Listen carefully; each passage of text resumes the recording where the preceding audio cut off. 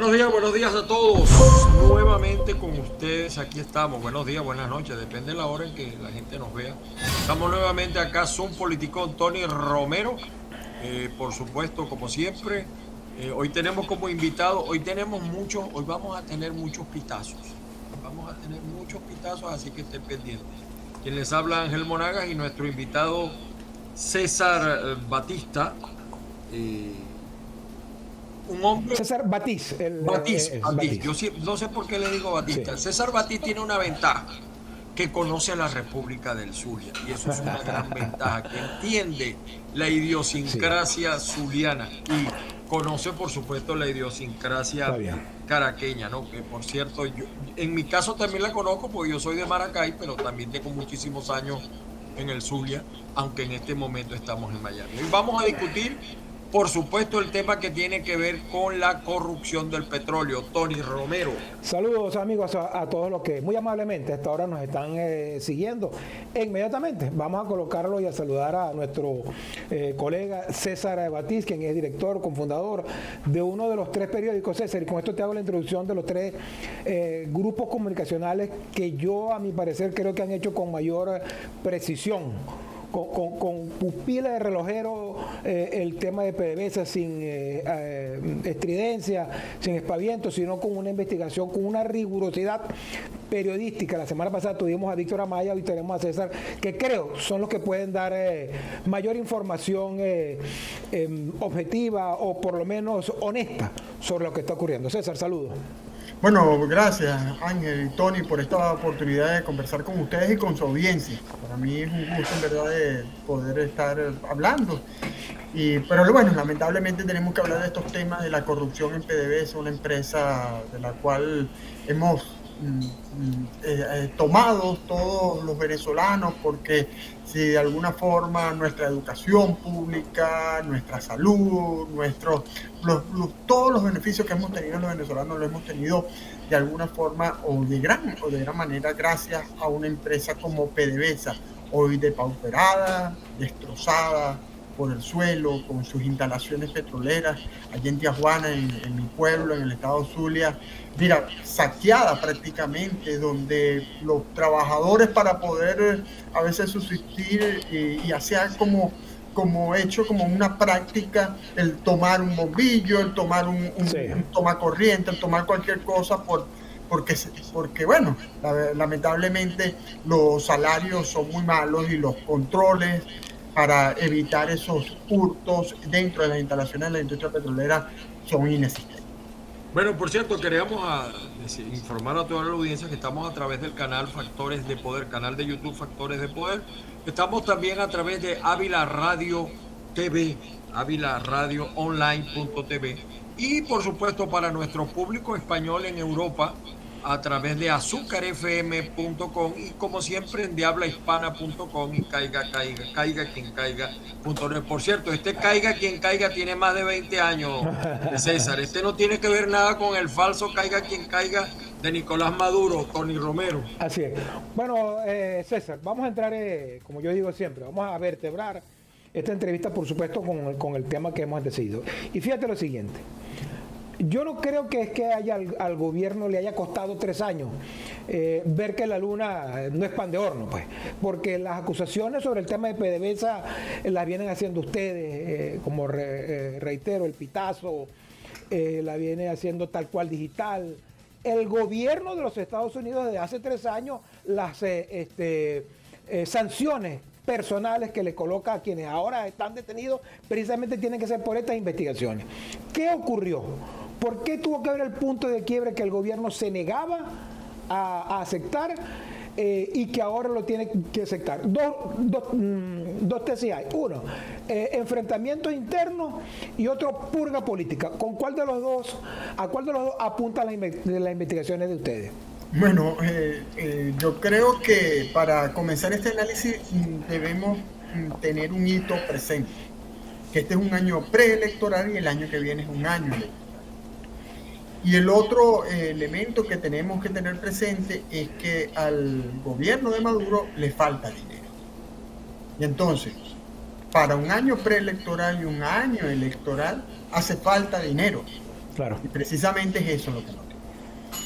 Y como lo dije ya el martes siguiente a que se conocieron estos casos de detención de personas involucradas en casos de corrupción, y en principio por esa factura de 3.000 o más de 3.000 millones de dólares supuestamente que fueron pagados por criptomonedas y que desaparecieron. Como lo dije en esa oportunidad, Maduro se soporta, o la mesa en la que se sostiene Maduro tiene cuatro o cinco patas, dependiendo de cómo se vea. El análisis de 2017, cuando se planteó en aquel momento, miren, desde factores de Estados Unidos y de la oposición venezolana, hay que debilitar el régimen de Maduro. ¿Qué podemos hacer? Bueno, hay una pata que es Diosdado Cabello, hay una pata que es Padrino López, una que es la conformada en ese momento, estamos hablando de 2017, por Cilia Flores, Nicolás Maduro y los hermanos Rodríguez, y una cuarta pata era Tarek El Aissami en ese momento. Y se hicieron gestiones para tratar de debilitar, incluso hubo acercamientos con Padrino López que terminaron en aquel episodio de intento de alzamiento militar del 30 de abril o 31 de abril del año 2019. Con Cabello no hubo esos acercamientos porque hay muchos roces. Y con Tarek El Aissami lo que se hizo fue sancionarlo y luego abrirle un juicio para ver si lograban debilitar este régimen. Entonces, llegamos con este antecedente, llegamos al año 2023, año preelectoral, donde falta dinero. A Tarek El Aissami desde el año 2020 le dieron mucho poder en la industria petrolera, mucho poder. Y en la industria petrolera y en PDVSA, también otro factor que hay que tener acá como un hito indicador para el análisis es el de las sanciones. Y por las sanciones no pueden partir los buques cargados de petróleo con facilidad, con toda el dinamismo y la dinámica propia de la industria petrolera a los mercados de Estados Unidos y Europa, ni siquiera a los de Asia. Pero, aprendido de la escuela iraní, los venezolanos, al igual que los rusos, saben que a pesar de las sanciones, el petróleo puede ser vendido. Claro. Entonces, tenemos que Tarek El Aissami, con ese poder, con las posibilidades que brindaba el mismo gobierno de Maduro y el mismo aparataje legislativo de la ley antibloqueo, decide crean estos vínculos con grupos empresariales sin ninguna experiencia en el sector petrolero para entonces enviar desde Venezuela el petróleo a Asia y en Asia utilizar esos mecanismos, repito, aprendidos de los iraníes para poder vender el petróleo con descuento a mercados asiáticos. Y a quienes le daban esta posibilidad de sacar el petróleo de Venezuela, incluso antes, porque las personas, los gerentes de PDVSA que fueron liberados la semana antepasada, sus denuncias vienen del año 2017-2018, no son del 2020. Entonces, ya desde antes se estaban dando estos procesos, incluso antes de las sanciones, pero con las sanciones se incrementaron los procesos de entregar a dedo cargamentos de petróleo para ser trasladados hacia Asia. Y se lo entregaban a personas, repito, sin ninguna experiencia, que embarcaban el petróleo y aparentemente lo que pasaba es que lo vendían con un descuento del 40% y ese 40% significaba $24 por cada $60, por ejemplo. Pero lo que pasa es que según lo que se ha venido descubriendo es que no pagaban el restante 60% y se lo quedaban embolsillados porque tampoco había quien se los cobrara porque había todo un manejo allí muy turbio. Todo eso a espalda del gobierno, César. A espalda de Maduro. A espalda de Nicolás, me imagino. Esto no ocurría a espalda del gobierno. Eso es lo que digo. Esto no ocurría a espalda del gobierno porque, fíjense, y volvemos a algún punto de que estas personas que fueron liberadas la semana antepasada. Volvemos a este caso a lo que es gerente Alfredo Chirino y su esposa, que fueron acusados con que tenemos una entrevista precisamente en el Pitazo publicada el día de ayer. ellos denunciaban esto, y específicamente ya para esa época, que es importante decirlo, quien operaba bajo ese esquema de entrega de petróleo, que por cierto, trabajo publicado ayer en Armando Info, es el grupo de Alex Saad y de Pulido. Y a ellos le entregaban ese petróleo. Luego, Tarek El Aissami comenzó a entregárselo, pero esto era sabido por el gobierno. Esto no había manera de que lo hicieran ocultándoselo al alto gobierno. Pero ¿qué pasa? Entonces aquí sí vamos a concretar en el momento de un año preelectoral y sin dinero. Esa caja chica había que controlarla. Porque Maduro necesita dinero para su precampaña y su campaña. Maduro necesita dinero para poder ganar una elección lo más legítimamente posible, porque este es otro elemento que no hay que perder de cuenta. Maduro necesita ganar una elección lo más legítimamente posible. No se puede entender una elección de Maduro, o sí se puede entender, pero para lo que él quiere a su futuro, necesita ganar una elección lo más legítimamente posible, y para eso necesita dinero. Sin el dinero no lo puede hacer. Entonces estaba el grupo de Tarek El Aissami tomándose todo ese dinero, miren, imagínense, por cada, supongamos, si el dólar está en 60 $60 el barril. Son 700,000 barriles lo que entra en un buque. Le dice a un empresario X sin ningún conocimiento del mundo petrolero: mira, te pongo esos 700,000 barriles y tú buscas a venderlo en Asia. Ve a ver cómo vas a hacer. Oye, ya nada más la comisión, nada más ese 40% de descuento ya significaba para esa persona cerca de unos 120 millones de dólares por ese buque, sacado así de forma rápida, y un dineral. No tenía... y manejado a través del sistema Bitcoin era prácticamente inescrutable, porque José Luis Ramírez lo manejaba y así funciona el mercado negro, como tú dices. Pero Ángel, no era solo a través de Bitcoin, era en efectivo. Claro. La información que tenemos es que se iban los barcos y regresaban con el efectivo dentro de los mismos barcos, o venían aviones con efectivo. No nos podemos imaginar, y en esta supuesta purga, la cantidad de dólares que deben haber encontrado en efectivo, y de los cuales nunca sabremos. César, ahora ustedes, fíjate, hay unos hechos que a mí me llaman poderosamente la atención y he venido investigando algo, ¿no? Tarek William Saad, porque esos son dos Tarek, hay uno con C y uno sin C, va a Cuba y se reúne con Cuba. Para mí, todo lo que pasa en Venezuela tiene la observación y el seguimiento del régimen cubano, de la dictadura cubana.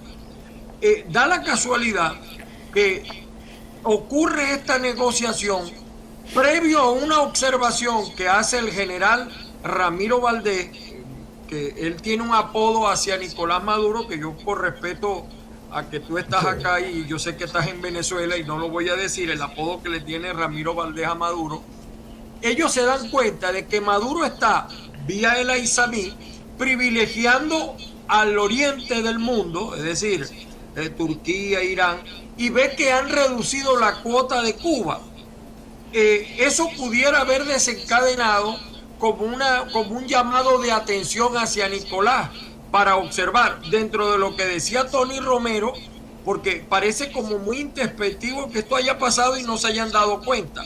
Y dentro de la carencia de dinero, como tú dices, porque Cuba depende de ese petróleo para tener dinero para financiar todo lo que financia la dictadura cubana. Digo todo esto porque no solamente creo yo que estamos en presencia del mayor caso de corrupción en los últimos 40, 73 años. No, yo creo que desde Huacaipuro para acá. Sí, desde Huacaipuro para acá. Ustedes, desde el punto de vista periodístico, y es allí mi inquietud con ustedes, es muy difícil documentarse, es decir, porque algunas veces la gente pide que la investigación periodística se base en documentos, en fotos, pero es difícil en Venezuela porque mucha de esa información, decía Tony Romero en el pasado, ahí no hay control de nada. ¿Cómo? O sea, uno se tiene que manejar por la fuente. Armando Info nos ha dado bastante información. para ustedes como medio, ¿cuál es la información? ¿Hay justicia, aunque sea mediática? ¿No hay justicia? ¿Qué tan dura es llevar esta información al pitazo, que nos da bastantes pitazos, sobre un tema que tiene tantas aristas y tantas complicaciones, César? Ángel, en primer lugar, estoy en Miami, para aclarar ese punto. Perdón. Estoy en Miami. Sí, pero tu medio está en Venezuela. Mi medio está en Venezuela, pero yo estoy acá ahorita en Miami. A ver, lo otro que quisiera decir, a mí me cuesta creer que Tarek El Aissami no haya estado enviando el petróleo, que la cuota de petróleo requerido por Cuba, porque ese es un elemento muy vigilado. Y tenemos que saber, porque si eso es así, entonces podemos justificar que Maduro no sabía que estaba haciendo Tarek El Aissami con el petróleo. Y eso no existe. Pero los números, yo lo que digo es que los números, las realidades de Cuba, ellos han hablado de que la cuota petrolera no se les ha, es decir, los comentarios de algunos dirigentes. Claro, pero por la reducción de la producción petrolera, ese es otro tema atribuible a Tarek El Aissami, no logró levantar la producción petrolera y bueno, y es que este análisis bastante complejo nos puede llevar más de 30 minutos, que es lo que tengo esto.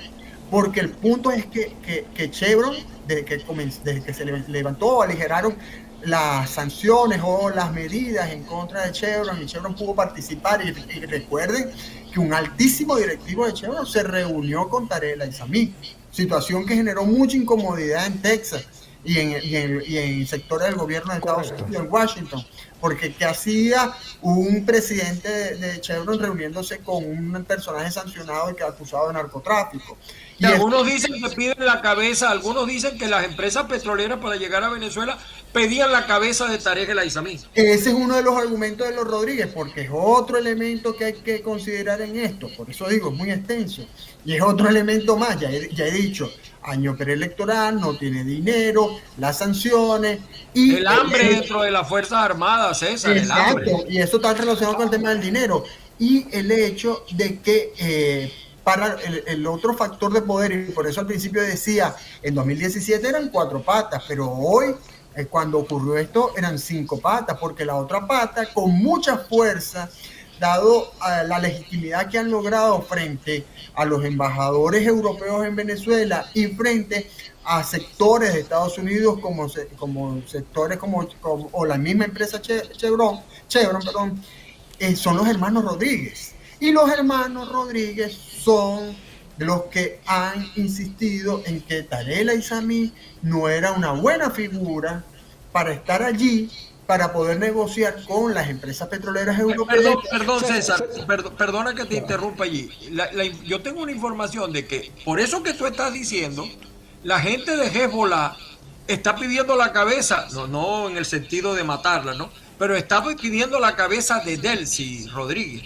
Eso no va a pasar porque ahora es uno de los aliados, los hermanos Rodríguez son aliados fundamentales de Maduro en este momento, y no creo que lleguen a ese punto. Es más, me parece hasta exagerada esa posición de decir que está pidiendo que saquen a Delcy Rodríguez del poder.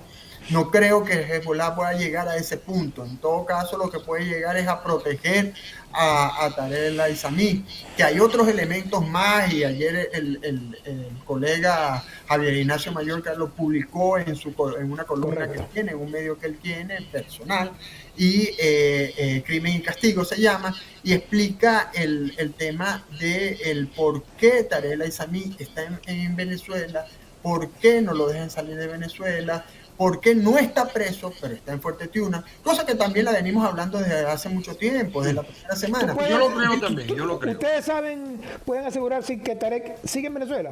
Sigue en Venezuela, porque al gobierno de Maduro no le conviene que Tarek El Aissami salga de Venezuela. No le conviene, y bueno, y ahí sí puede ser, tomando esto que dice Ángel, puede ser que Hezbollah tenga alguna participación, que por cierto, Hezbollah es uno de los grandes beneficiarios de estas estrategias de vender petróleo, pese al bloqueo que ha aplicado Irán y que Irán le ha mostrado a Venezuela y a Rusia. Sí. Entonces, con respecto a esto de Cuba, mira, a mí me cuesta, volviendo a esa pregunta, me cuesta creer que haya estado pasando esto. Lo que ha habido es un descenso de la producción petrolera, y decía, cuando hablaba de Chevron, que la participación de Chevron ha dado la posibilidad de conocer con mayor exactitud a la industria petrolera mundial, a Estados Unidos, cómo está la producción petrolera venezolana. Y por eso te digo, si hubo un descenso, y este descenso no es atribuible a esta época, viene desde la época de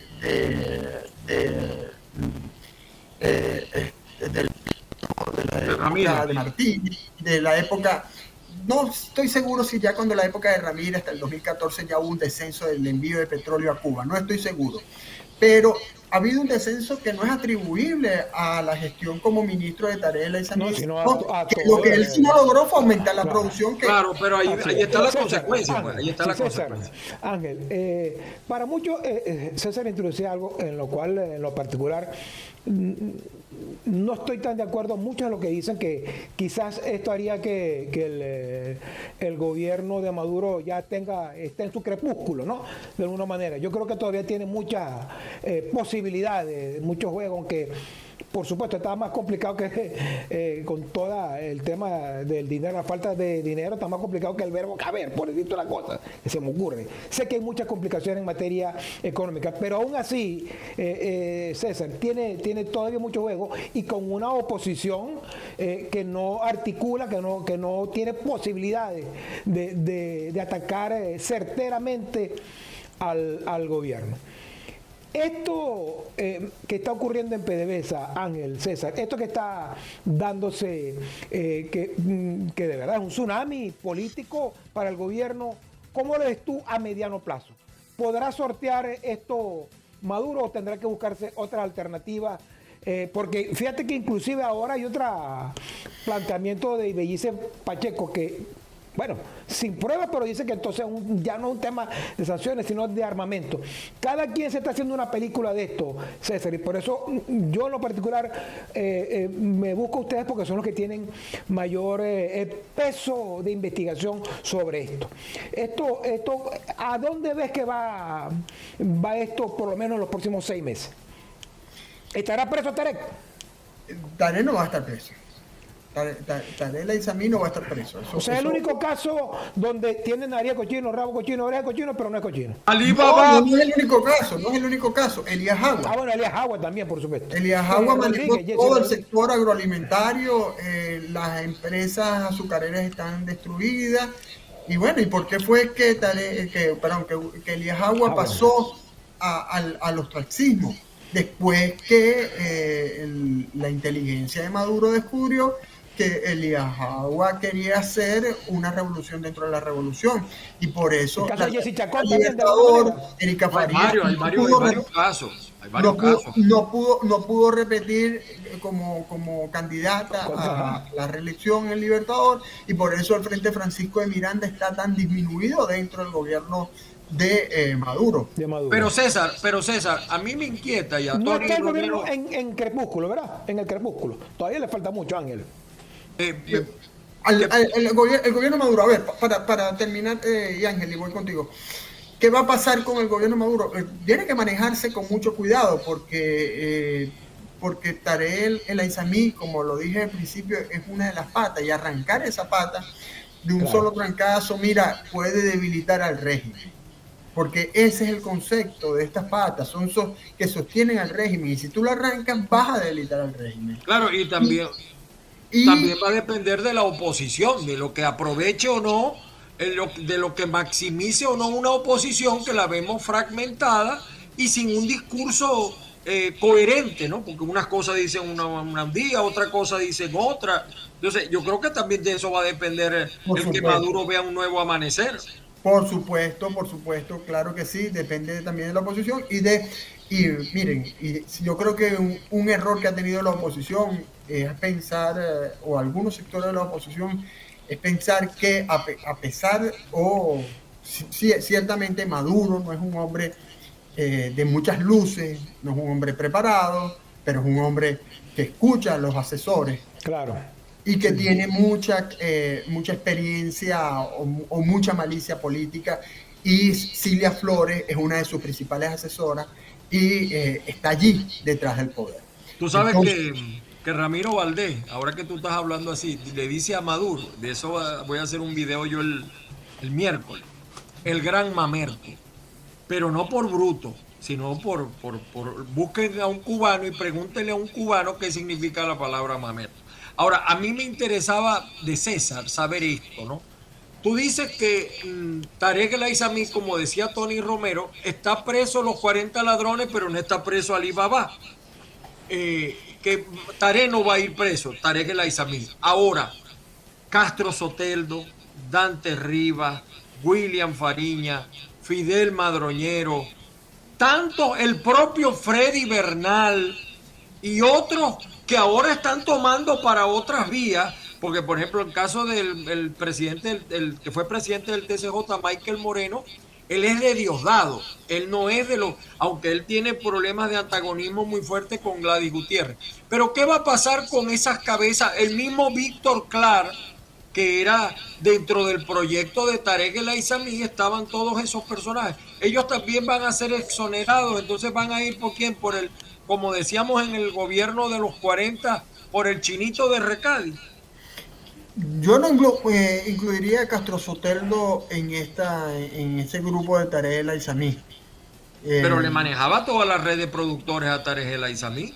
Bueno, no sé, yo creo que él ha tomado más independencia dentro del gobierno sin llegar a ser una de esas patas fundamentales en el sostenimiento del régimen, ¿no? Pero ha tomado mucha fuerza por todas esas relaciones. Por supuesto, mucha relación con sectores productores de origen árabe, ciertamente, y allí por eso es que se dice que hay tanta influencia de Tarek El Aissami o esa alianza con Tarek El Aissami, pero yo creo que son alianzas más momentáneas y no son tan interdependientes como otras, como la de Hugo Cabezas o como la de Pedro Maldonado, que eran como claro, hijos del mismo embrión, sí. Y que no podían separarse, que tanto no se podían separar, que eran parte también de este grupo, y que lo que ha hecho el gobierno, y por eso quiero decir, lo que ha hecho el gobierno es minimizar la fuerza de Tarek El Aissami. Minimizar. Hay un nombre obviamente preso, pero lo minimizar. O sea, los demás no van, a tu juicio los demás no van. Mire, es que hagamos el paralelismo. Es lo mismo que le hicimos a Guaidó.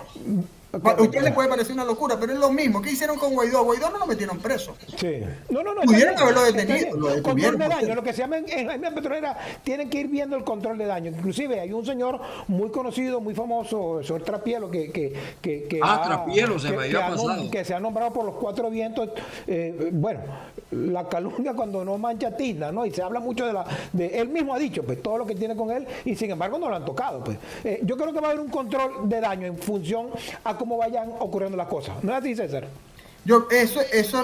Respondiendo a tu pregunta anterior de qué va a pasar acá, el gobierno está tratando de hacer el control de daño y aprovechando, Ángel, precisamente que la oposición no tiene la fuerza de pegada para aprovechar este momento por diferentes factores que podemos pasar a analizar, desde estructura organizativa hasta posición política frente al tema, porque hay, y me atrevo a decirlo, hasta cierta complicidad de algunos sectores políticos de oposición. Sí lo hay. No van a aprovechar este momento como se pudiera aprovechar, y el gobierno logrará su control de daño. Ahora, eso redundará en que Maduro crezca en las encuestas y tenga una preferencia de votos que lo haga favorito en una elección abierta, limpia, transparente, justa, equilibrada. No. Mira, Maduro hoy puede bajar y transformarse en Cristo Redentor. Sí. Maduro no gana una elección. Pero pudiera ser, César, como dice Tony Romero, mi pregunta final, pudiera ser que Maduro ganara porque no tiene con quién perder. Ese es otro punto, ya ese es otro asunto. Y allí también necesita entonces el dinero para mover las piezas a su favor. Sí, que claro, muestran el gobierno y se encargó, pues, toda una campaña. César Ángel, también mi comentario final mostraba al país antes de esto como la portada de la atalaya, ¿no? Parecía una cosa maravillosa cuando gente como el Pitazo, gente como Tal Cual Digital, investigaciones advertían.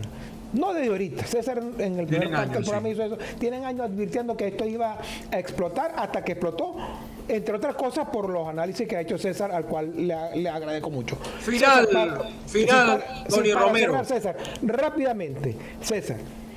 El tema de los partidos de oposición como un Nuevo Tiempo, que se le critica como Capriles, que juegan en conchuparse con el gobierno, ¿eso hace que María Corina de alguna manera sea la verdadera líder de la oposición en el país?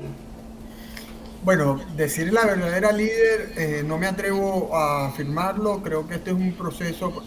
Creo que las primarias deberían ayudar a indicar quién tiene liderazgo para enfrentar este proceso electoral en el año 2024, que por cierto, yo doy por un hecho de que quien gane las primarias no va a ser candidato, así que la oposición debe estar preparada porque el gobierno va a hacer todo lo posible para anular ese candidato.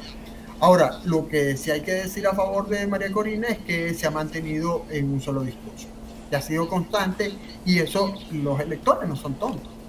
Los electores notaron que hizo Manuel Rosales, y han notado que ha hecho Capriles y lo que Capriles. O del nuevo opositor que es Benjamín Rauseo, que yo no sabía que era opositor, y lo van a meter a participar en las primarias, temas como eso, ¿no?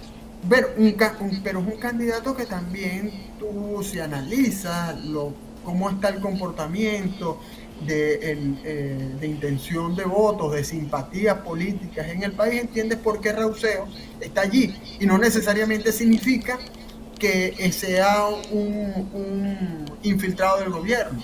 Claro. Sí. Porque lo mismo que Rauseo, y aquí voy a acabar con esto, pudiera ser la Cava si la Cava decidiera salir del chavismo. Correcto, así es. Bueno, Ángel, la despedida, nos vamos. Bueno, por hoy fue suficiente. Muchísimas gracias a César Batí, por supuesto. Mañana ustedes tendrán el pitazo completo, porque el Pitazo es un medio que de verdad yo admiro por ese enfrentamiento diario y constante contra la censura de medios del chavismo y también de algunos medios de la oposición. Sí, César, te agradezco como siempre esta atención que nos diste, muy especial. César Batí, del director editorial del Pitazo.net, nacido y criado en el Zulia, en el Aras de Cabima, de Tijuana. De Tijuana. Un abrazo, César, lo seguimos viendo.